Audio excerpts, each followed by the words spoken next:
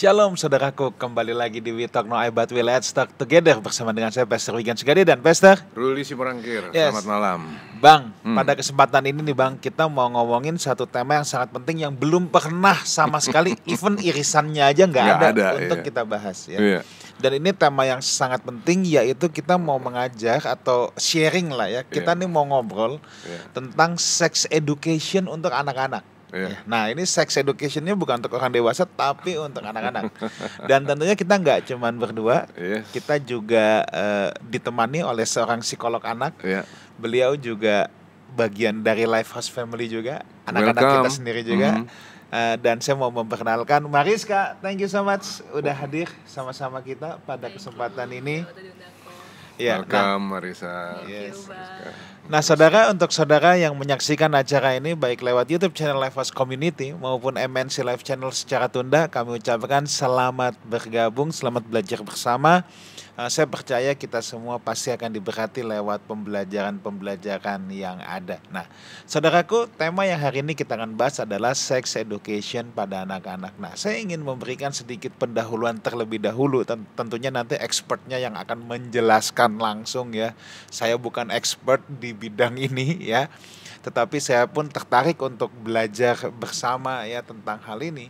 Sebab gini saudara, yang pertama banyak orang tua berpikir seks itu hal yang tabu bang. Iya dong. Karena seks itu hal yang tabu, orang tuanya nggak pernah ajarin sama anaknya juga. Mungkin bukan yang nggak mau ajarin, bingung bang mau mulainya dari mana. Akhirnya anaknya dapat informasi ini dari luar. Iya. Harusnya anak-anak dapat informasi ini paling pertama kan dari orang tua, bukan dari luar. Nah, tetapi di satu sisi orang tua mungkin juga mengalami kebingungan bang.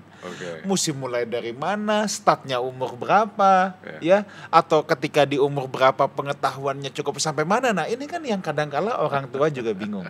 Iya, betul. Ini nih isu pertama yang harus kita bahas. Isu yang kedua, bang, kalau kita bicara seks, bang, nah ini apa yang terjadi nih, bang ya? Kalau di Australia, bang, di buku-buku sekolah, bang, ya. Nah, memang kalau di bahasa Indonesia kan kata ganti orang ketiga kan cuma dia. Dia itu kan bisa laki-laki, bisa perempuan. Tapi sebenarnya kalau dalam bahasa Inggris itu kan ada his, ada her. His untuk laki-laki, her untuk perempuan. Begitu keluar nama misalnya Andi, wah kita tahu ini his, kan gitu ya. Itu 20 tahun yang lalu bang. Kalau kita lihat nama Mary, Linda, kita tahu her. Tapi hari ini bang, di buku-buku mereka itu sudah tidak boleh lagi ada his atau her. Tetapi semua harus digunakan kata them. Nah jadi kita sedang them, kita ada fenomena bahwa kebingungan gender pun sedang terjadi. Sebab undang-undang yang lagi mau digolkan juga, contoh kalau di negara-negara barat, ini saya ambil sampel Australia walaupun sampai hari ini belum digolkan, mereka menginginkan kalau orang tua punya anak boleh kasih nama, tapi tidak boleh tulis jenis kelamin atau gender. Ya, kalau kita kan ke rumah sakit, telah lahir bayi apa tinggi 56 cm, nama misalnya Tony, jenis kelamin laki-laki. Nah, ini undang-undang yang mau digolin tidak boleh tulis jenis kelamin.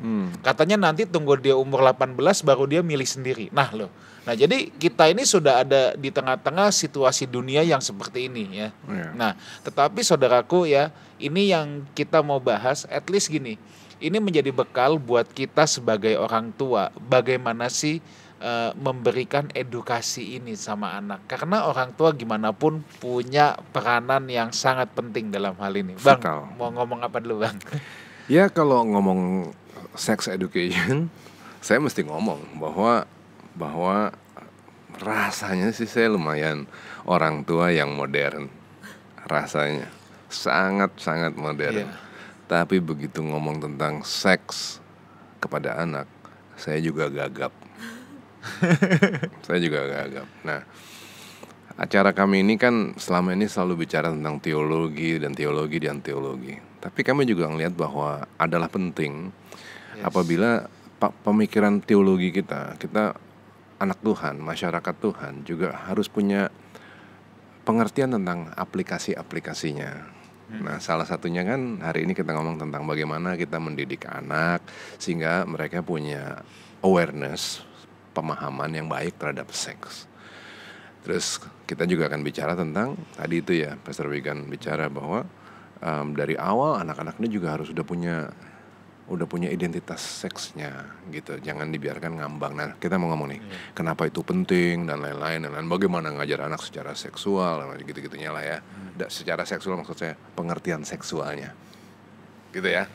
Oke, sekarang kita hajar langsung ke ahlinya.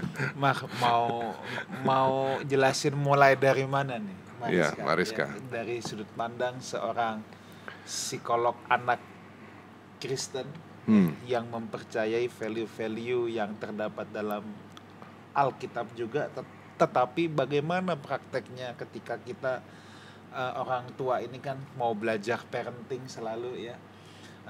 Kalau zaman dulu memang mungkin kurang informasi, kurang edukasi, tapi zaman sekarang orang banyak yang mau tahu ya, belajar tentang parenting. Lalu gimana sih menghadapi situasi ini? Sejak umur berapa sih anak-anak tuh bisa diperkenalkan dengan sex education dan sampai sejauh mana tentunya? Oke.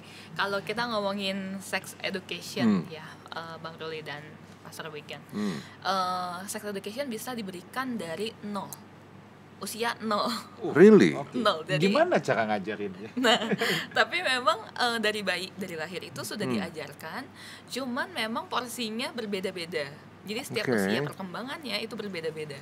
Orang berpikir nanti aja, banyak orang tua berpikir nanti aja ajarinnya pas udah remaja, pas udah pubertas, atau pas udah dewasa udah mau married misalnya. Itu udah telat sebenarnya. Jadi sebenarnya sex education itu bukan langsung ke seksnya aja. Bukan hanya langsung perilaku seks yang dimana intinya hubungan intim ya, Pastor. Jadi seks itu berkaitan dengan juga pengenalan tubuh, bagaimana nama tubuhnya, nggak harus langsung part di kelaminnya atau di alat reproduksinya, tapi seluruh tubuh, tentang budaya, norma, nilai, apa yang harus dilakukan, apa yang tidak boleh dilakukan. Paling umum di anak-anak yang muda ya, misalnya di balita itu, mana yang boleh dipegang, mana yang nggak boleh dipegang. Itu penting ya? Penting banget itu ya. Yes, mana yang boleh dipegang, mana yang nggak boleh. Udah jahat ya sekarang gitu, banyaknya kejahatan, kekerasan seksual. Nah, jadi anak harus aware dari awal. Kita mundur dulu sedikit. Kalau tadi dibilang bahwa pendidikan itu bisa dimulai dari umur 0, dan arahnya itu bukan kepada part yang pentingnya itu aja, tapi juga mengenai yang lain-lain. Bagaimana orang mengajar pada umur 0? Kalau dari bayi, itu yang diajarkan adalah tentang pengenalan tubuhnya dulu. Jadi kan nanti kalau misalnya melakukan seksual ketika dewasa, kan yang paling berperan adalah tubuhnya ya, Pastor. Nah, jadi pengenalan tubuhnya dulu, nama-nama tubuh dari kepala sampai kaki, ujung kaki. 0, tapi kan 0 tuh masih bayi dong, baru lahir kan. Betul. Nah, bagaimana mengajar kepada bayi lahir, bayi newborn, pemahaman tentang itu, apa yang mesti dibuat? Kalau dari newborn biasanya cukup pengenalan tentang tubuhnya aja, Pastor. Nah, cara mengajarkannya kalau lagi mandi sambil nyanyi misalnya. Ada lagu sekolah minggu, sebenarnya itu juga salah satunya bisa masuk ke sex education. Contohnya? Kepala, pundak, lutut kaki. Meskipun nggak ke alat kelamin atau alat reproduksi, tapi pengenalan tubuh ini satu bagian untuk bagaimana nantinya dia bisa bertanggung jawab untuk menjaga dirinya. Saya pernah baca somewhere ya, newborn itu kan memang belum punya kemampuan lah untuk diajar ya, tapi dia bisa ngerasa, dia punya rasa, dan itu kan berkaitan sama orang tuanya ya. Betul. Nah, kalau bicara tentang rasa, apakah mungkin dari sejak awal waktu orang tua ini mandiin anaknya dan lain-lain itu, pada saat dia sentuh bagian-bagian yang penting itu, apakah juga orang tuanya ini harus dengan rasa hormat? Betul. Itu mungkin bisa ya berarti ya. Jadi ada suatu penghormatan, suatu penghargaan terhadap bidang-bidang yang sensitif. Betul. Itu mungkin itu ya caranya ya. Sebenarnya gini, Pastor, mungkin yang belum banyak yang tahu gitu ya. Kalau misalnya di usia 0 sampai 5 tahun itu termasuk masa golden age. Nah, golden age ini di mana mungkin kita merasa, orang dewasa merasa 0 sampai 5 tahun itu anak belum mengerti. Anak belum bisa belajar, gitu ya. Betul. Padahal di 0 sampai 5 tahun ini anak seperti sponge. Jadi dia menyerap semua informasi, semua rasa, perasaan, emosi yang dialami dan diberikan oleh orang sekitar. Nah, jadi nanti 0-5 tahun ini mungkin dia nggak akan remind. Kalau kita kan ada amnesia masa kecil. Jadi 0-5 tahun kita nggak akan ingat tuh masa-masa kejadian di 0-5 tahun. Tapi ini masuknya ke semua ke alam bawah sadar. Nah, sehingga 0-5 ini golden age, tahapan paling penting, karena ini akan menjadi dasar ketika dewasa dia refleksnya seperti apa. Karena masuk ke alam bawah sadar ini menjadi refleks di dewasanya. Contoh misalnya di 0-5 tahun dia pernah mengalami kekerasan seksual oleh laki-laki. Ini nyata di salah satu klienku, Pastor. Nah, dia nggak pernah sadar kenapa dia selalu menghindar dengan laki-laki dan dia takut sama laki-laki. Tapi sama ayahnya dekat. Agak bingung ya. Sama laki-laki dia selalu menghindar, tapi sama ayahnya dekat. Dia aman sama bapaknya, dia ketahu. Betul kan? Gitu kamu. Betul. Dia tak tahu dia aman sama bapaknya, tapi laki-laki lain dia nggak bisa. Dari mana dia bisa belajar? Betul. Sponge tadi. Dia menyerap, dia menerima moodnya ya. Betul. Dia ngerasain itunya aja ya. Ternyata di 0-5 tahun itu dia pernah mengalami kekerasan oleh pamannya. Dia nggak ingat kejadian ini. Yang ingat adalah orang tuanya. Anaknya pernah nangis kencang karena ternyata pernah dipegang-pegang secara paksa oleh pamannya. Anaknya nggak ingat kejadiannya, tapi akhirnya dia menyerap ke dalam alam bawah sadar perasaan tidak nyaman bersama dengan sosok laki-laki dewasa. Iya, ngerti. That's why. Nah, sekarang tuh pertanyaan barusan di umur 0 kan, tapi golden age itu 0-5. Betul. Karena waktu kita sedikit, mungkin kita bagi jadi 3. Yang 5 udah pasti ya nanti ya. Nah, sekarang tengah-tengahnya nih berapa? Tengah-tengahnya sebenarnya biasanya 0-2, lalu nanti ada 2-5. 5. Sekarang kalau di 2 tahun, bagaimana cara ngajarnya anak tentang pendidikan seksual? Nah, kalau 0-2 itu kepengenalan tubuhnya aja, Pastor. Cukup sampai situ. Dan sambil diselipin apa yang boleh dipegang sama apa yang nggak boleh dipegang oleh orang selain orang tua. Nah, sebenarnya ini nanti ada kaitannya dengan masa perkembangannya dia secara seksual. Jadi tahapan perkembangan secara seksual, oral, anal, falik. Nah, gimana oral, anal sama? Oral, anal dan falik. Falik tuh. Nah, jadi kalau misalnya di usia 0-2 itu masuknya ke oral, fase oral. Bicara. Betul. Jadi sebenarnya dari bayi kita sudah melakukan seks itu sendiri. Karena kebutuhan manusia 2. Makan dan seks. Ini menurut Freud. Jadi kebutuhan utama adalah secara fisik, itu adalah makan dan seks. Nah, jadi dari 0 kita sudah melakukan seks, yaitu oral. Oral ketika kita menyusu di puting ibu. Maksudnya oral tuh si bayi. Betul. Si bayinya dia melakukan oral ketika dia nyusu di ibu. Betul. Itu jadi suatu kebutuhan buat dia. Rasa enak, rasa nyaman, aman. Betul. Yang kata Freud itu datang dari sebetulnya perbuatan seksual. Betul. Oke. Nah, ini yang kalau tidak dipenuhi nantinya itu akan bermasalah di perkembangan selanjutnya. Gitu. Kalau misalnya atau enggak, kalau nggak dipenuhi atau tidak dikasih batasan. Jadi ada fiksasi. Fiksasi ini dia terus mencari kepuasan itu tapi tidak diberikan batasan. Nah, biasanya di dewasanya itu munculnya rajin ngomong, demen nyemil, demen ngerokok. Saya belah-belah dulu nih. Saya belah-belah dulu nih ya. Nih, jadi rasa nyaman ya, rasa nyaman anak yang menyusu itu adalah satu kebutuhan yang sebetulnya bisa dikategorikan sebagai kebutuhan seksual. Betul. Ya, Nah, berarti message yang mesti kita sampaikan hari ini kepada anak, kepada orang tua yang lihat acara ini adalah bahwa membangun hubungan dengan anak itu dimulai dari tahap itu. Betul. Karena ini penting kita ngomong, kenapa? Karena banyak anak muda sekarang, ibu sekarang yang nggak mau loh masuk ke proses itu. Betul.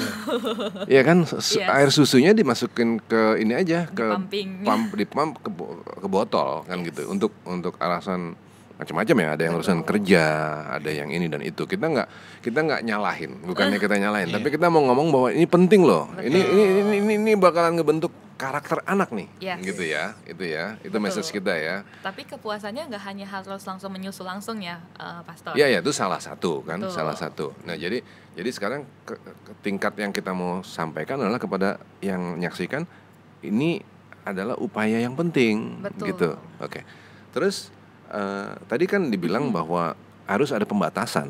Betul. Yang dimaksud tidak ada pembatasan itu yang seperti apa? Nah, contohnya misalnya kan bayi tuh ada mulai langsung ngisap jempol, Ya.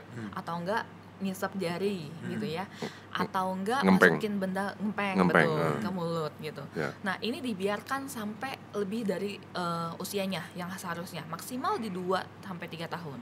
Oke. Kalau sampai 3 tahun lebih sudah masih diizinkan untuk ngempeng dan memasukkan benda ke mulut, ini nanti akan ada fiksasi. Jadinya ini kebutuhan yang menetap nantinya. Nah, akhirnya muncul kebiasaan yang tadi.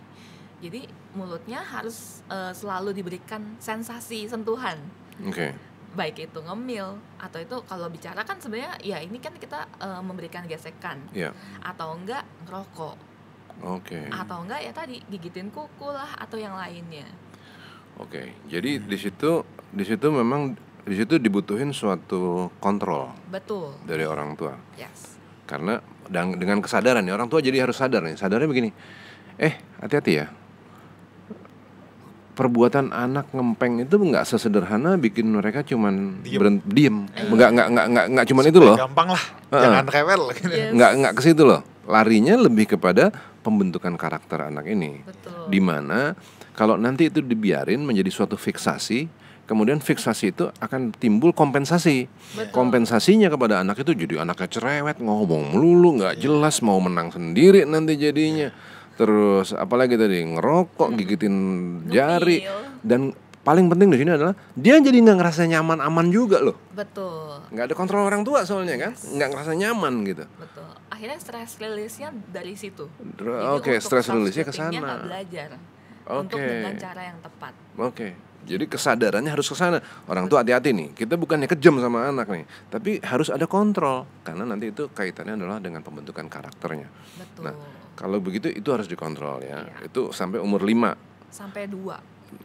Oke, Fase sorry. oral. Jadi yang untuk fase oral itu sampai umur 2. Tadi setelah oral ada apa? Setelah oral kita masuk ke falik. Falik. Falik itu apa? Nah, setelah oral itu masuk ke anal. Oke. Anal ini dubur ya, Yeah. kalau bahasa ini ya. Jadi ini mulai toilet training sebenarnya. Nah, Toilet training. betul, di fase 2 sampai 3 itu kepuasannya udah berpindah ke area anal dengan bisa menahan pupuk Oke. atau menahan pipis. Nah, akhirnya toilet training masuk ke situ di 2 sampai 3. Toilet training juga masuk ke bagian sex education pada anak 2 sampai 3 tahun. Baru tahu itu ada hubungannya. Oh gitu. Betul. Bagaimana caranya itu dikaitin sama sex education? Nah, karena ketika dia bisa ya meng-caring dirinya, tubuhnya dengan baik dengan toilet training itu bagian dari perilaku menjaga diri yang bertanggung jawab dan yang baik. Nah, itu masuk ke sex education, bagaimana bukan hanya perilaku seksnya tapi bagaimana bisa menjaga diri dengan baik. Oke, kalau gitu kita perlu garis bawahin dulu nih. Yang dimaksud dengan sex education itu bukan hanya mengenai bagaimana berbuatnya, Betul. tapi justru lebih penting kepada bagaimana tadi Melakukan perilaku seksual dengan bertanggung jawab yang bertanggung jawab. dan menjaga diri. Oke, bentuknya adalah penjagaan diri jadinya. Betul. Ya. Oke. Oke. Itu umur 3. Umur 5-nya? Nah, umur 3 sampai 7 ini sebenarnya masa falik. Masa falik ini sebenarnya dia masa ketika dia udah tahu perbedaan perempuan dengan laki-laki. Sih. Nah, kalau perempuan punyanya vagina, kalau laki-laki punyanya penis. Oke. Gitu. Jadi udah Itu di usia 3 sampai 5. 3 sampai 7. 7. Oke, 3 sampai 7. 3 sampai 7. Betul. Nah, flashback sedikit. Ya. Di usia antara 2 sampai 3 itu sebelum ke masa falik, ini sebenarnya ada satu fase yang biasanya dilewati oleh anak-anak. Kalau laki-laki ini ke Oedipus complex. Mungkin Ya, tahu. Pastor tahu ya. Oedipus complex adalah ketika dia cemburu dengan figur ayahnya. Jadi dia protektif dengan figur ibunya. Oke. Nah, kalau di wanita, di perempuan, itu fasenya adalah penis envy. Ketika dia menyadari kalau laki-laki punya penis, tapi dia tidak punya penis, sehingga dia mempertanyakan kenapa saya tidak punya penis. Kadang-kadang penis envy ini akhirnya berpikir, oh mungkin saya belum tumbuh penisnya. Nah, sebenarnya ada fase begitu ya. Betul. Di usia 2-3 tahun. Betul. Di usia 2-3 tahun ini bisa dibilang dia mengalami kebingungan untuk dirinya tentang jenis kelamin, dan sebenarnya diajarin untuk adanya perbedaan perempuan dan laki-laki di fase ini akhirnya kayak yang penis envy itu untuk perempuan diajarkan, oh memang kalau perempuan tidak punya penis di umur segitu. Betul. Oke. Jadi ini sekarang kita ngomong di umur apa tadi? 2-3 sebelum nanti ke 37. 2 dan 3, antara 2 dan 3 untuk laki-laki dan perempuan. Yes. Laki-laki itu gejalanya adalah Oedipus kompleks. Betul. Jadi protektif dia kepada ibu, cinta yang berlebihan kepada ibu, seolah-olah ibu adalah partner hidupnya. Betul. Ya kan? Oedipus kompleks. Dan kedua, penis envy. Oke. Kalau gitu pertanyaan saya sekarang, di permasalahan tentang Oedipus kompleks di antara umur 2 dan 3 bagi anak laki-laki, ini ngatasinnya gimana? Oke. Nah, sebenarnya kalau misalnya ngatasinnya di Oedipus kompleks ini adalah keseimbangan antara peran ayah dengan peran ibu ke anak itu. Oedipus kompleks itu terjadi karena peran ibu lebih banyak dekat dengan anaknya. Jadi anaknya merasa lekat sekali dengan ibunya. Sehingga ayahnya adalah rival. Tapi ayah bukan figur pengasuh. Kompleks ya. Sebenarnya jadinya gini, kalau dikaitin sama seksual yang tadi ya, dari umur 0, kan dia ngerasain rasa kenikmatan seksual loh dari si ibu. Itu menjadi suatu faktor yang membuat dia dominan. Betul. Kepada ibu. Maka di satu sisi itu adalah suatu kebaikan karena itu membentuk karakternya dia nanti. Tapi kemudian kalau kita nggak aware, timbullah Oedipus kompleks. Betul. Oedipus kompleks ini timbul apabila bapaknya ngambil peran. Jadi bapak harus ngambil peran juga di situ. Nah, oke, peran bapak apa? Nah, peran bapak sebenarnya ya kalau peran ibu ya caring, memberikan ASI waktu itu ya balita. Lalu ya biasanya kan kasih makan gitu. Tapi sebenarnya peran ayah pun sama. Misalnya mandiin, itu emang harus ibu, kan enggak. Terus misalnya suapin makan. Nah itu enggak. Tapi kalau kita ngomong peran ayah dan ibu, sebenarnya memang peran ayah dan ibu tuh punya perannya masing-masing, Pastor. Kalau ibu lebih ke caring, kalau ayah lebih mendidik. Ajakin main. Betul, ajakin main itu adalah mendidik sebenarnya. Mengajari. Anak belajar dari bermain. Dia harus kenal bapaknya sebagai figur yang nyenengin. Betul. Iya dong. Dan ayah itu figur contoh. Figur teladan. Aturan, ajaran, nilai, value itu diturunkan dari ayah. Dari ibu diturunkan kasih sayang. Tapi untuk kedisiplinan dan lain-lain, ini peran ayah harus lebih besar sebenarnya. Asik. Oke, itu ya untuk Oedipus kompleks. Balance semuanya harus. Everything has to be, selalu segala sesuatu harus dalam balance. Betul. Seimbang ya. Oke. Nah berikutnya ke anak perempuan tadi, penis envy. Penis envy ini kayaknya lebih, apakah bisa dibilang lebih sederhana penyelesaiannya? Ya, betul. Nah itu diajarkan gitu ya. Tapi penis envy ini bisa gini Pastor. Akhirnya dia bisa terlalu lekat juga dengan ayahnya. Karena kan biasanya kan switch tuh. Anak perempuan dekat dengan ibu, anak perempuan dekat dengan ayah, anak laki-laki dekat dengan ibu. Nah karena ayah biasanya lebih mau main dengan anak perempuan dibandingkan dengan anak laki-laki. Nah jadinya biasanya terlalu lekat juga dengan ayah, sehingga ibunya juga dia anggap sebagai rival. Jadi sama. Ini salah satu message yang kita pernah bawain, Pastor, di gereja. Kita tekanin bahwa ketika kita bicara bahwa kita ini adalah anak-anak Tuhan, membentuk keluarga Tuhan, jangan pernah ada anak favorit. Betul. Ya, kita pernah nih ngomong-ngomongin ini. Nah, ternyata pembentukan kefavoritan kepada anak ini bisa timbul dari begini-begini nih sebenarnya. Ya, sesuatu yang sangat memang natural sebetulnya. Namanya bapak ya sayang sama anak perempuan, ibu sayang sama anak laki. Itu natural sekali. Tapi untuk ngebentuk suatu keluarga yang baik dengan sex education yang benar itu kita harus sadar betul, jangan biarin sesuatu yang natural itu terus menguasai kita, tidak dikontrol. Betul. Sesuatu yang nggak dikontrol tuh ngerusak, gitu kan ya? Betul. Wow. Jadi baru sampai berapa menit nih kita udah belajar banyak gua. Kuncinya memang balance ya, Pastor, mau nggak mau. Iya. Gitu. Jadi peran ayah ada, peran ibu pun ada. Ayah hadir. Gitu. Dan sebenarnya kalau tadi munculnya Oedipus kompleks sama penis envy ini gitu ya, ini juga perlu diajarkan kenapa ibu sama ayah ini boleh mendekat. Kan anaknya nggak mau ya ayah mendekat sama ibu. Bahkan kalau kasusnya aku ada yang sampai anaknya tantrum tiap kali ayahnya mendekat ke ibunya. Jadi nggak boleh sama sekali dekat. Nah ini harus dikasih tahu tentang konsep pasangan menikah sebenarnya. Meskipun di usia 2-3 tahun. Jadi kenapa ayah ibu boleh mendekat? Bentar dulu, anaknya masih terlalu muda dong untuk diajarin begitu, gimana sih? Betul. Coba jawabannya apa, kan begitu kan cara pikir banyak orang. Yes. Udahlah ngikutin aja lah, ntar daripada dia tantrum repot loh. Betul. Tapi kan gitu dia harus tahu perbedaan dengan hubungan pasangan menikah itu dengan hubungan antara orang tua dengan anak. Jadi hubungan pasangan orang tua bukan hanya sekedar teman misalnya. Kayak dia dengan temannya yang ya udah boleh main, boleh enggak. Tapi kan hubungan pasangan menikah ini yang sudah disatukan oleh Tuhan gitu ya, atau enggak sudah menjadi satu, sudah menjadi pasangan sebagai partner. Jadi boleh. Sekarang saya praktekin aja lah. Saya jadi anak kecil yang tantrum, ngamuk saya, berdekatan. Orang tuanya harus gimana? Orang tuanya sebenarnya yang pertama ya udah minta anaknya calming dulu. Relaksasi dulu pastinya mau nggak mau, karena kan kalau dalam keadaan tantrum mau dikasih tahu apapun nggak jadi. Betul. Mental.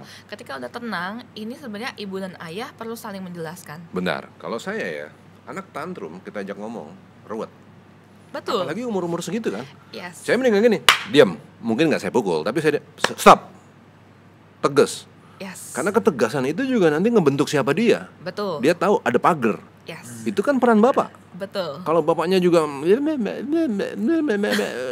kacau nih, maka di situ bapak stop it. Yes. Ini bukan mukul ya, tapi ketegasan. Stop it. Diam kamu. Betul. Kalau dia masih ngoceh-ngoceh juga ya mungkin kalau emang kita nggak bisa mukul, kita nggak perlu abaikan dia. Betul. Betul dong. Betul. Karena kalau itu nanti diabaikan, arahnya kemana nanti? Ini anak-anak yang guling-guling itu ya. Betul. Betul nggak? Betul. Dia neror, dia guling-guling, goblok gitu kan, bener kan? Yes. Kalau nggak ditegasin kan begitu jadinya, betul ya? Yes. Nah makanya sebenarnya kalau untuk tantrumnya ini harus ada tahap parenting yang lainnya nih Bang. Ini kan case-nya adalah dia tantrum. Betul. Tapi nanti kalau dia udah nggak tantrum, sehari-harinya kita bisa ngajak dia ngomong toh. Betul. Itu loh. Yes. Bukan harus keras terus. Betul. Gitu ya. Gitu. Wow. Jadi harus dijelaskan pokoknya kenapa pasangan menikah ini boleh dekat dan harus dekat. Tantrum yang seperti itu apakah ada di anak perempuan? Ada. Bisa begitu juga ya? Yes. Sebenarnya tantrum itu kan karena bentuk frustasi dari seorang anak. Seperti orang dewasa, kita bisa mengekspresikan emosi kita lewat kata-kata. Saya tahu saya marah, saya bilang saya marah sama pastor misalnya. Anak kecil nggak tahu kalau emosinya itu marah. Ya pokoknya badannya nggak enak aja, kesel aja. Dia nggak tahu cara ekspresiinnya, dia nggak tayu cara menenangkannya. Akhirnya munculnya tantrum. Next kita mesti bahas tantrum nih. Tapi kita mesti back to the topic dulu. Karena masih banyak yang harus di cover. Terus kalau udah lebih gede lagi, ini kan bertahap nih. Sampai nanti anak itu remaja. Yes. Ya kan. Nah, kalau misalnya udah kita melewati masa bayi ya. Melewati masa bayi di 2-5 tahun, ini masuk ke pengenalan tubuh juga dan part di jenis kelaminnya dijelasin. Itu penis dan vagina. Plus harus dijelasin bahasa-bahasa lainnya. Karena ada kasusnya misalnya orang tuanya bener nih ngajarinnya penis dan vagina. Tapi ada orang lain, saya mau pegang dong misalnya burung bahasa kamu. Lain, Atau saya mau pegang dong pakai bahasa yang lain.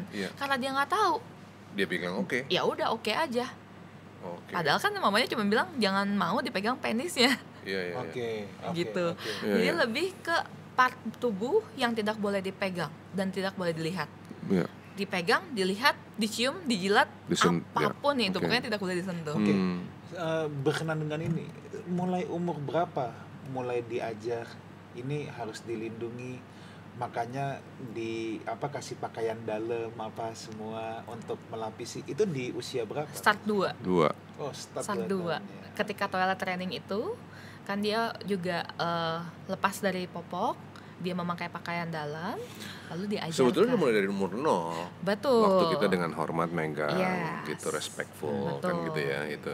Terus kita nanti nomor 2 mulai dengan pengenalan dan diulang-ulang. Gitu ya. Dan lebih kedua tuh mungkin karena anaknya sudah lebih mengerti, memahami, itu mulai masukin aturan. Pakai baju, lepas baju di mana bolehnya. Di kamar dan di kamar mandi.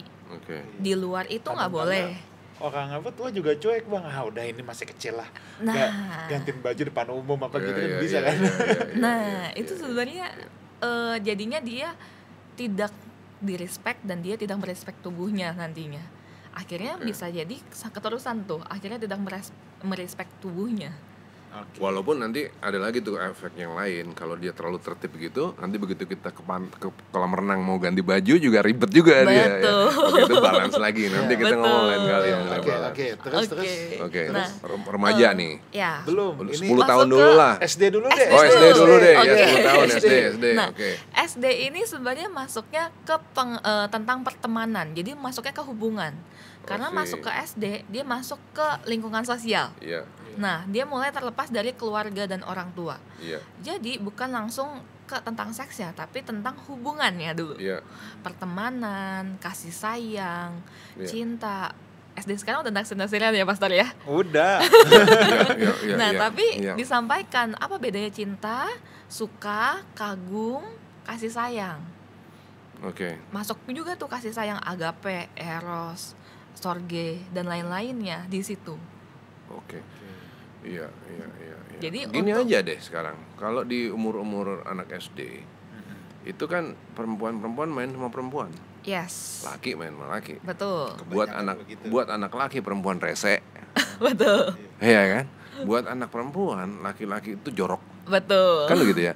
Nah ini anak-anak ini juga harus mulai ngerti bahwa stereotipenya tuh nggak seperti itu gitu. Betul. Ya kira-kira kan sesederhana itu. Betul.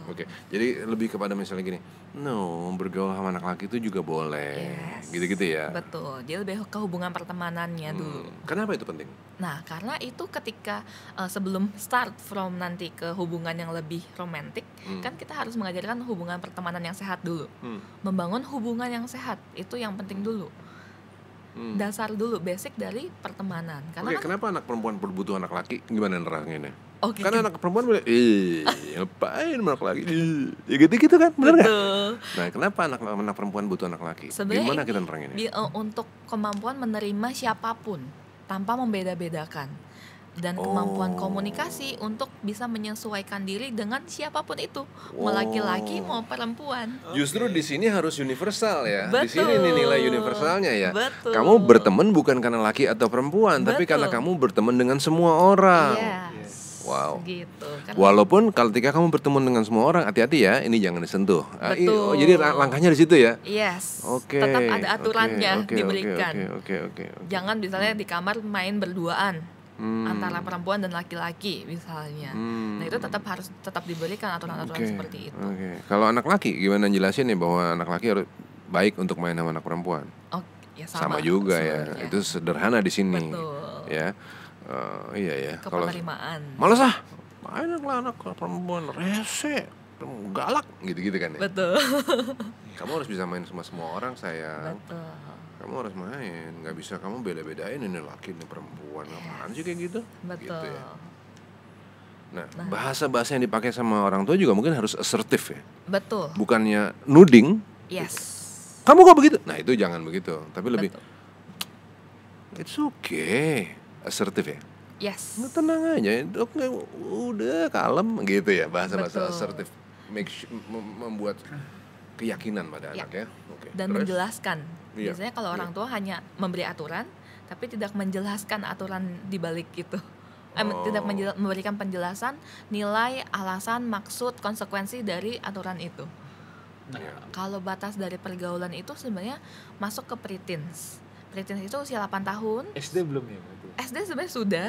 Tapi karena mereka kan masih cinta monyet, bahkan cuman suka-suka kagum doang gitu ya. Jadi dibedakan tentang hubungan tadi. Nah tapi untuk bahas batasan pergaulan sebenarnya dari awal udah Pastor, dari yang 2 tahun ketika mana yang boleh dipegang dan gak boleh dipegang. Nah batas pergaulan ini maksudnya mungkin ketika berpacaran nanti mana yang boleh mana yang enggak gitu. Oke. Berarti kita balik ke SD dulu ya. Betul. Jadi SD itu mulai pengenalan hubungan. Ya. Terus nanti masuk ke 8 tahun, 9 tahun itu preteens. Jadi mempersiapkan dia untuk masuk ke pubertas. Sebenarnya ini juga masih SD tuh ya. 8 9 kelas 3 ya. kelas 4. Tapi kan mereka akan pubertas nantinya. Nah, di pubertas di sekitar usia berapa sih? 10 sampai kalau tergantung laki dan perempuan. 10 sampai 14. Terus sekarang karena makannya banyak yang disuntik hormon jadi lebih cepat. Yes, betul.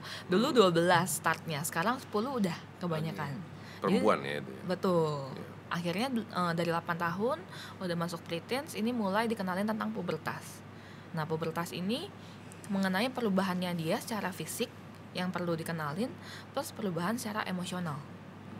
Karena kan perubahan ketika pubertas bukan hanya physically, tapi emosional juga akan berubah.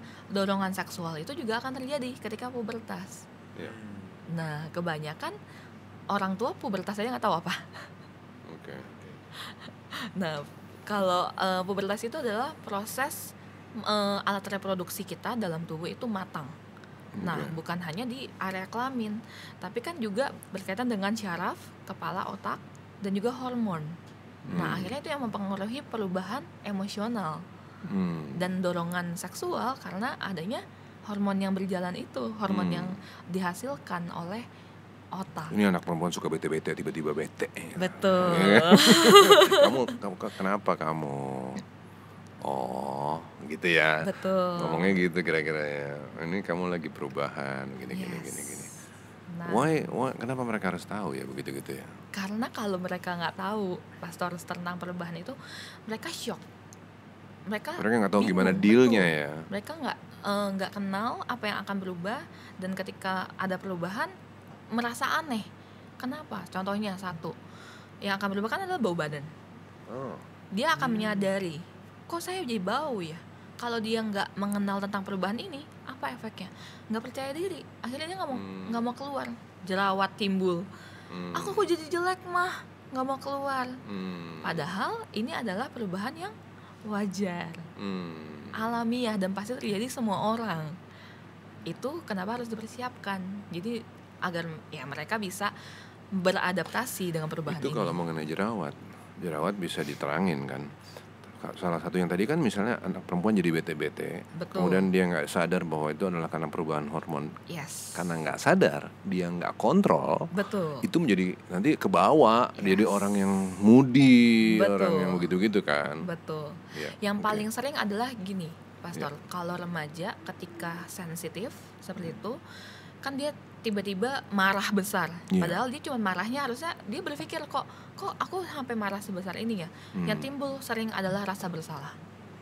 Ketika rasa bersalah itu muncul, itu bisa jadi dia mengisolasi dirinya dari orang lain, mengisolasi dirinya dari orang tua, mengisolasi dirinya dari teman, karena rasa bersalah tadi. Aku nggak mau marah. Maka itu harus dikontrol. Itu semua harus diketahui yang anak ini ya. Betul. Oke. Itu preteens. Ada lagi yang perlu diketahui di zaman preteens. Nah, ya mempersiapkan pubertasnya berarti kan kalau perempuan harus bagaimana memakai pembalut. Sebulan sekali cycle menstruasi itu seperti apa. Nah, ini harus dijelaskan. Nah, kalau laki-laki ya berkaitan dengan mimpi basah dan nanti yang lain-lainnya. Mimpi basah ini kan juga bisa ada fantasi seksualnya kan di situ. Nah, itu maksudnya perlu dikasih pengertian, itu wajar, tapi itu perlu dikontrol. Balance, semuanya ini mengenai balance ya. Betul. Jadi bukan hanya ada dorongannya nggak salah, dorongan seksualnya itu nggak salah, tapi yang salah ada responnya. Nah, ini juga perlu dikasih tahu ke preteens dan nanti remaja juga sih, gitu. Jadi emosi itu nggak pernah salah, dorongan tuh nggak salah, karena itu alamiah. Yang salah adalah reaksi dari dorongan dan emosi itu. Marah, Marah pernah salah nggak? Sebenarnya prinsip belajar itu kan trigger, reaction, response, Betul. repeat. Yes. Trigger misalnya lapar, kita anak bayi nangis, responnya dapat makanan dari orang tua, repeat. Ya. Itu kan proses belajar yang kuno ya. Betul. Yang kalau kepada anak ini nggak diterangin, maka dia cuma tahu ada trigger, respon, tapi dia nggak tahu bagaimana respon yang benar gitu. Betul. Akhirnya jadi bingung, padahal kan repeat, caranya salah, Betul. cara mengkoreksinya salah, jadi kebentuk karakter yang ruwet ya. Jadi permanen. Nantinya. Betul. Trigger, reaction, response ya. Yes. Repeat. Nah ini kan udah mau menjelang remaja nih. Ya. Kapan anak-anak itu bisa diberitahu dan bagaimana cara beritahunya kalau sudah menyangkut ke seksual intercourse dan lain sebagainya, karena zaman sekarang kan pornografi apa semua dengan begitu gampang didapati sama anak-anak gitu. Nah ini kita sebagai orang tua tuh gimana? Nah makanya orang tua itu harus jadi tempat safe place pertama bagi anak. Makanya sex education itu start dari kecil. Jadi dia tahu kemana informasi yang dia harus cari kalau dia pengen tahu tentang yang berhubungan dengan seksual, pertemanan, hubungan dan lain-lainnya. Kalau itu nggak start dari awal, akhirnya dia akan cari internet, ke teman lebih seru nyarinya. Karena orang tuanya merasa tabu mungkin. That's why dari kecil nggak boleh tabu ngomongin soal ini. Nah di preteens itu nanti setelah ngomongin pubertas itu masuk ke tentang alat reproduksi, bagaimana menggunakannya dan perilaku seksual yang bertanggung jawab. Jadi itu sudah dimulai di preteens. Betul. Karena kalau pas udah di pubertas dorongan seksualnya udah ada. Kalau dia nggak tahu, dia akhirnya mengambil dorongan seksual itu, melakukan sesuai dorongannya, udah telat. Kita ngomong dari nol, membentuk rasa percaya, kenyamanan, komunikasi sama anak kan. Betul. Nah sehingga nanti kalau memang bentuknya begitu di zaman preteens ini kita juga udah nyaman, anak ini udah nyaman sama kita, safe place, orang tua menjadi safe place. Jadi bisa ngomong macam-macam tuh di situ itu kan. Betul. Seperti itu ya. That's why orang tuanya mau nggak mau harus terbuka ya pasti. Iya. Gitu. Karena kalau orang tua nggak mulai duluan, nanti ya orang lain yang akan memulai. Iya. Jadi justru seperti hubungan suami istri harus diberitahu sebelum ada dorongan seksual ya. Betul. Hubungan intim, perilaku itu. Yes. Dan perilaku seksual ini kan bukan hanya intercourse. Perilaku seksual ini kalau kita lihat dari definisinya, perilaku seksual adalah segala perilaku yang tujuannya adalah untuk memuaskan dorongan seksual.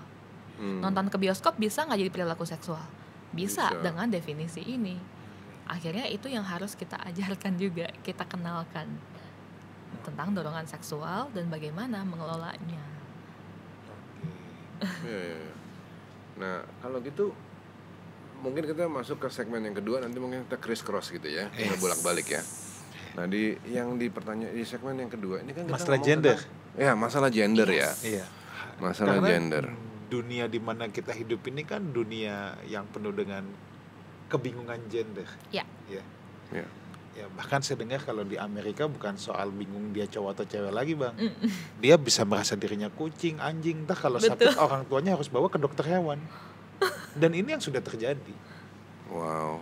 Dan nanti dokter hewan harus memberikan afirmasi, iya kamu kucing tapi jenisnya lain gitu. Jadi saya tuh pernah lihat di YouTube ya, ada komunikasi antara dua pihak ya. Nah kemudian salah satu pihak bilang, ada berapa sih gender sekarang? Iya itu katanya ada 100 lebih. Iya saya juga bingung itu 100 sekian gender ya, katanya begitu ya. Oke. Lepas dari segala macam polemik itu ya, lepas dari polemik itu, boleh nggak saya nanya gini? Tapi pertanyaan ini mungkin sensitif nih. Saya nanya kepada Mariska sebagai praktisioner ya. Penting nggak sih sebetulnya anak itu tahu gendernya sejak awal? Penting, pasti. Itu penting ya. Penting. Karena tadi aja tuh dari umur 0 kok dia udah mulai diajarin kan. Oke. Kemudian di dalam praktek yang selama ini udah terjadi, ketika ada anak yang konsultasi dalam kondisi dia punya kebingungan gender, ya. Apa dampak negatifnya atau bagaimana sih, seperti apa sih anak itu ketika dia kebingungan gender tuh seperti apa? Oke. Tapi sebelum kesana Bang, kayaknya perlu dijelasin dulu. Gender dengan jenis kelamin, ya, perbedaannya apa? Itu benar tuh. Ya, itu apa sih? Nah, kalau jenis kelamin atau yang kita sebut dengan biological sex, itu ya memang dengan jenis alat kelamin yang kita didapatkan dari lahir, penis atau vagina, yang akhirnya itu jadi jenis kelamin. Nah, kalau gender itu ada gender identity sama gender expression. Gender identity itu adalah bagaimana dia mempersepsikan di identitas gendernya. Jadi persepsi pribadi. Jenis kelaminnya perempuan, tapi dia merasa dia identitasnya adalah bukan sebagai perempuan. Nah, jadi persepsinya dia ini comes with perception. Betul. Nah, gender expression itu yang diekspresikan. Kenapa ini jadi penting sih? Kenapa? Sejak gini deh, saya orang yang mungkin kita ngomong sejarahnya ya. Kapan sih gender expression dan gender identity ini sebagai suatu studi dipelajarin? Kapan ini mulainya? Sebenarnya ini udah dari awal. Kalau dulu malah masuknya kan ada masuk ke, ya kita bisa bilang DSM itu kitabnya gangguan psikologis. Tapi ini udah di take out, jadi udah nggak termasuk sebagai gangguan psikologis. Awalnya itu dari gender dysphoria. Gender dysphoria itu adalah kecemasan. Tahun berapa sih studi itu gitu loh? Itu dari awal banget Bang. Bahkan itu dari 80-an gitu. Nah, dulu itu dianggap sebagai suatu gangguan kejiwaan. Betul. Di mana orang perlu nemuin gender identity dan gender apa tadi? Expression. Itu kita bicara dari sisi psikologi. Jadi itu dulu adalah gangguan kejiwaan. Kemudian diangkat dari posisi gangguan kejiwaan menjadi suatu kenormalan gitu. Karena akhirnya yang diangkat adalah kebebasan berekspresi. Free will. Kebebasan ekspresi itu yang akhirnya diangkat. Itu berdasarkan keputusan apa sehingga itu dikeluarin dari gangguan menjadi normal? Apa keputusannya? Sebenarnya ini akhirnya jadi persepsi sosial ya. Ya udah, jadi itu adalah suatu persepsi sosial. Gitu. Jadi munculnya karena ya tadi ada orang-orang yang merasa ini adalah kebebasan untuk berekspresi. Jadi kalau mengenai seksnya sendiri masih tetap orang bilang male and female. Betul. Tapi kemudian ada gender identity dan gender expression. Yang kebingungan ini adalah di gender identity dan expression. Seperti itu ya. Mereka tahu mereka laki-laki dan perempuan. Expression dan identity. Sekarang seperti apa orangnya? Orang tua mengarahkannya. Karena kita tinggal 10 menit. Seperti apa dulu orangnya yang kebingungan dan kemudian bagaimana orang tua menanganinya? Kalau misalnya kita flashback ke yang obrolan kita di awal ya, Pastor. Sebenarnya ada yang namanya gender dysphoria, yaitu kebingungan tentang gender. Nah, gender dysphoria ini terjadi umum dan normal di semua individu. Ketika anak-anak. Karena dia mulai berpikir gini, saya laki-laki punya penis, terus dia nggak boleh pakai baju pink. Kenapa nggak boleh pakai baju pink? Padahal saya sukanya pakai pink. Akhirnya dia merasa emang harus ya kalau misalnya laki-laki tuh pakainya bajunya biru, hitam, nggak boleh pink. Konstruk sosial ini akhirnya membuat dia kebingungan antara gendernya dengan yang jenis kelaminnya tadi. Di situ. Betul. Atau enggak misalnya laki-laki, dia punya penis nih laki-laki. Dia pengen main Barbie sama teman-temannya. Tapi nggak boleh karena kamu laki-laki. Kenapa? Aku suka lihat Barbie. kamu mainnya senapan. Betul. Ya. Okay. Kenapa ada permainan, peran-peran, warna-warna, baju-baju yang tidak boleh digunakan? Anak-anak itu kan explore, Pastor. Waktunya explore gitu ya. Jadi dia mempertanyakan dan kritis sebenarnya. Kenapa dibedakan antara perempuan dengan laki-laki? Itu makanya studinya itu udah dari awal. Betul. Karena memang pertanyaan-pertanyaan seperti itu masa ke masa ada ya. Betul. Ya, oke. Bagaimana orang tua ngatasinnya? Nah, bagaimana orang tua ngatasinnya? Balik lagi, setiap keluarga punya nilai masing-masing. Oke. Tentuin dulu nilainya. Dan ya ini lebih ke mengajarkan juga diferensial dengan keluarga lainnya ya. Mungkin ada yang ya sekarang kan dunia udah jadi global culture ya. Udah bukan lagi culture Indonesia, culture Amerika. Sekarang udah global culture jatuhnya. Akhirnya kenapa ada keluarga yang membolehkan kok misalnya laki-laki pakai rok atau laki-laki berdandan misalnya gitu. Tapi kenapa saya nggak boleh? Nah ini balik lagi ke nilai keluarga yang berbeda-beda. So sebagai orang tua tetapin dulu nilainya apa. Betul.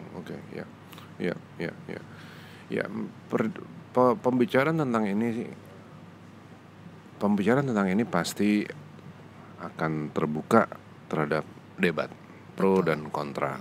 Acara kami bukan tentang pro dan kontra. Kita nggak mau nyari soal debat siapa yang benar siapa yang salah. Tapi ada message penting yang disampaikan sama Mariska tadi. Untuk mengatasi semua krisis identitas ini, keluarganya sendiri harus menentukan identitas keluarganya. Betul. Oke, kalau bicara tentang itu, maka pertama-tama kita juga perlu untuk sadari bahwa kekristenan itu adalah bicara tentang nilai keluarga Allah. Yes. Di dalam keluarga Allah tuh kasih kebebasan full kepada orang. Manusia manapun dikasih bebas-bebasnya. Dalam kebebasan itulah kemudian Salomo jatuh. Dia jadi sembarangan. Dia bilang, mau kamu bebas, apa sih yang gak bebas untuk raja? Iya kan? Bebas. Tapi nilai keluarga kerajaan Allah itu begini loh. Memang dikasih kebebasan, tapi kemudian mereka yang bebas ini menundukkan diri kepada Allah. Itu nilai keluarga kerajaan yang mungkin baik untuk kita terapin dalam keluarga kita. Kita bisa bilang kepada anak-anak kita, di luaran sana orang bisa bebas begini dan begitu. Mereka boleh pulang ke rumah lebih dari jam 10. Mungkin. Mereka anak laki mungkin boleh pakai rok, boleh pakai baju pink. Tapi keluarga papa enggak seperti itu. Keluarga papa, anak laki-laki tidak begitu. Bukannya kita enggak boleh bergaul sama anak perempuan atau anak laki-laki, silahkan. Tapi keluarga kami enggak begitu. Itu mesti ditanamin sama anak-anak. Yes. Kamu bisa dianggap aneh di luaran, tapi yang berlaku bukan apa yang dinilai di luar, yang dinilai di dalam. Itu ya. Di situ ya nyelesain masalahnya ya. Betul. Karena balik lagi identitas anak itu mau nggak mau peran besarnya adalah dari identitas keluarga. Jati diri anak mau nggak mau peran besarnya jati diri keluarganya. Tapi kalau keluarganya nggak konsisten tentang nilai, nggak konsisten tentang aturan, nggak konsisten tentang jati diri keluarganya, anaknya pun pasti akan kebingungan. Tapi anak-anak ini bakalan ngadepin begini loh. Keluarga lu rese, lu rewel banget sih kalau gitu nggak gua ajak main, kan begitu. Yes. Nah ini anak-anak ngadepinnya gimana? Kalau anak-anak sekarang anak-anaknya jadi ngerasa kebuang. Betul. Gimana nih kan gitu kan? Nah orang tuanya gimana sikapnya kalau kayak gitu? Betul. Sebenarnya kan balik lagi kita mengajarkan nilai kita di keluarga seperti itu, tapi diferensial tadi kita menerima perbedaan dari yang luar. Jadi bukan kita ikutin ya, tapi kita menerima perbedaan itu. Sayang kalau kamu diterima main gara-gara kamu pakai rok, padahal kamu laki, ya kamu cari tempat lain yang nggak harus berteman sama anak laki pakai rok. Simple aja. Banyak kok orang yang begitu, udah tenang aja, nggak usah kamu gini loh. Kalau kamu diterima, kamu harus terima karena kamu keren. Betul. Karena siapa kamu, bukan apa yang kamu pakai dong. Betul. Begitu kali ya, sesederhana itu aja kali ya. Yes. Jadi dia paham dulu jati dirinya sehingga dia kemanapun, di tempat manapun, dia akan tetap jadi dirinya. Mungkin Tapi kamu tuh keren karena otak kamu, betul. cara kamu ngomong, cara kamu nyenengin orang lain, bukan karena apa yang kamu punya kamu pakai dong kan gitu. Oke. Bang, kita udah di penghujung acara tapi saya harus tutup dengan begini Bang. Ya, memang dari tadi kita bicara tentang sex education ya. Kita diajarkan bagaimana parenting memperkenalkan seks. Tetapi bagaimanapun dalam hal ini juga kalau tadi di bagian akhir kita bicara tentang gender ya. Memang awalnya adanya kebingungan gender ini kan karena manusia ingin mencoba ya memiliki kebebasan sebebas-bebasnya. Bebas yang nggak bertanggung jawab, bebas-bebasnya. Dan kita tahu bahwa dalam hidup ini yang punya kebebasan mutlak itu cuma Tuhan. Ya, dalam hidup ini tidak ada yang bisa bebas mutlak. Negara punya batas, rumah kita sama tetangga punya batas. Bahkan semua game yang kita mainin pun pasti ada aturannya. Nah, aturan itu sebenarnya kan dibuat untuk menolong kita. Kadang-kala orang tua harus kasih batasan untuk anak-anaknya kan juga untuk melindungi. Misalnya, nggak boleh main di jalan raya. Itu aturan bukan? Aturan. Itu batasan, tapi itu kan sebetulnya untuk melindungi anak-anaknya. Nah, Tuhan itu betul memberikan manusia free will, ya. Tetapi dalam free will itu kan bagaimana kita dengan free will kita menundukkan diri kepada aturan yang Tuhan buat. Bagaimanapun Tuhan itu punya order. Dan aturan-aturan yang Tuhan buat itu sebenarnya untuk melindungi manusia tadi, ya. Orang tua itu kan melindungi anak-anaknya dari hal yang paling sederhana. Ketika dia batuk, dia tetap mau minum es, makan permen. Orang tuanya tidak kasih. Mungkin anaknya nangis. Kenapa sih orang gue mau permen?